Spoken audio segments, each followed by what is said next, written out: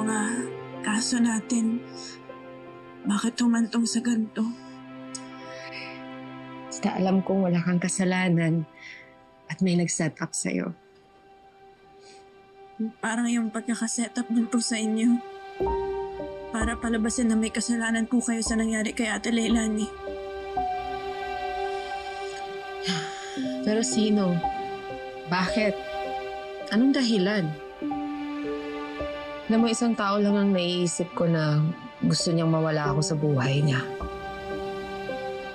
At si Divina yun. Si Miss Divina po? Bakit po? Dahil akala niya na inagaw ko sa kanya si Raymond. Dati pa po kayo magkakilala? Magkatrabaho kami noon. At nung nasa kulungan ako, nagkita kami sa kulungan. Naalala mo pa ba ako, Charlene? Dahil ako, tandang-tanda kita. Sino po mo ako, no? Divina, I'm sorry. Tinanong ako ni Mama Manuela kung sino kumukuha ng item sa flight. Alam nga naman magsinungaling ako. Masaya ka na! Natanggal ako sa trabaho! Sorry! Sorry? Sinira mo ang buhay ko to! Kailan nakikitera ka talaga? Kaya nakikita, sinira mo! At nung buntis ako, buntis din siya. At sabay kaming nanganak. Charlene, isa! Dalawa! Tatlo!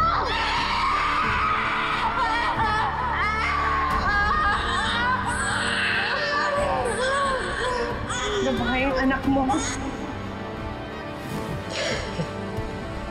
Sa kulungan niya po pinanganak si Liwi? Oo. Bakit? Eh, kasi po... Mga hayop! Mandaloko! Nakpo! Hayop!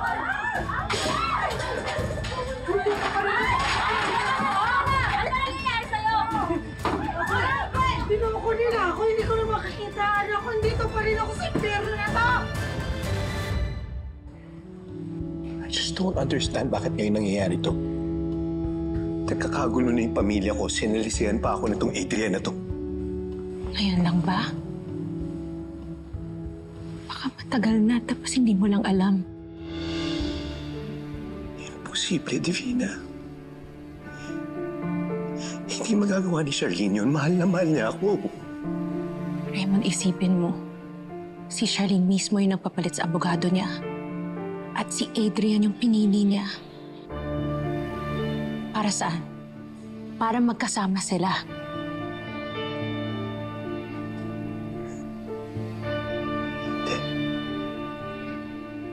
Hindi totoo yan, Divina.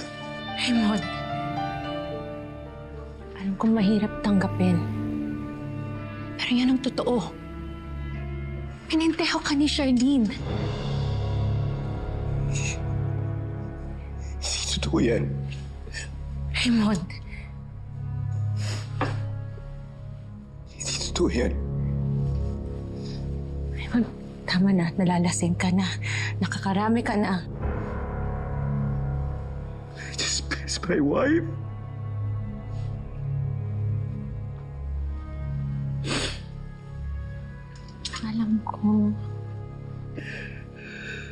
Alam ko, Raymond, naiintindihan kita.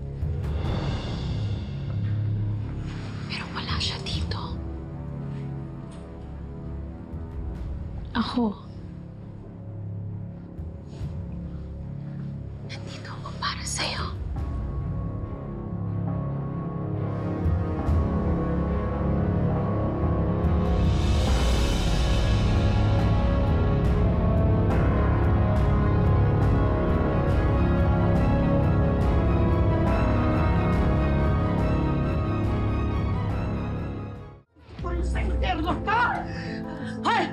Tumigil ka nga. Lakas ng tama mo ah! Ang pangalan mo! Ako matagal na ako nagtitimpi sa'yo ha?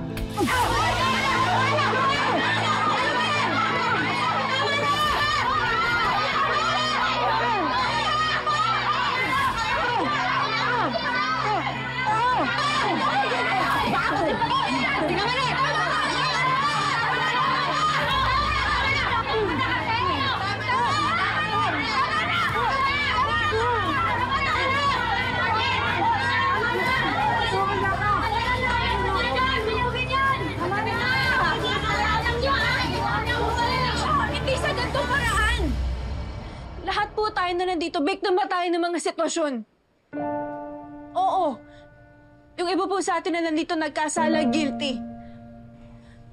Pero hindi po ibig sabihin ang gagawin nating impyerno yung buhay natin dito sa loob. Violence na lang ba talaga yung kasagutan? Sa halip na magkasakitan, bakit hindi tayo mag-unawaan? Bakit di tayo magkaisa? Pare-pareho po tayong mga tao. Pare-pareho tayong may pamilya. May ina, anak, kapatid, asawa at kaibigan. At higit sa lahat, pare-pareho tayong mga babae. Hindi po ba dapat nagdadamayan tayong lahat? Alam mo, gusto ko yung ginagawa mo. Bakit hindi mo pinabayang patayin ako ng lahat ng yan? Nabayan! Wala nang mawawala sa akin. Meron po, Ate Bane. Yung anak niyo po, nawalay man po siya sa inyo. Hindi naman po ibig sabihin nun, titigil na yung pagiging ina niyo sa kanya at pagiging anak niya sa inyo. Tama si Princess. Kailangan ka ng anak mo. Kaya huwag kang sumuko. Sabi kasi nila, gagawa nila ng paraan yung kaso ko kapag binigay ko sa kanila yung pinakamalaking supply ng droga sa lugar namin. So nakapag-cooperate ako, ginawa ko lahat. Lahat. Sabi nila, makakalaya ako. Pero niloko nila ako eh. Yung anak ko, hindi ko na makikita ang anak ko.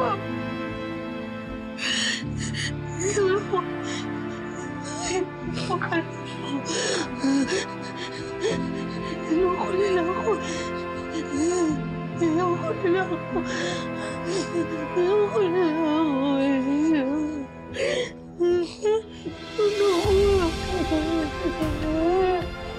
Ano? Kita yung anak ko. Hindi na ako magtutulog. Anak ko. Anak ko. Anak ko.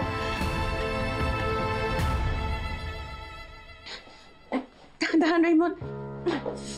Okay, onti na lang.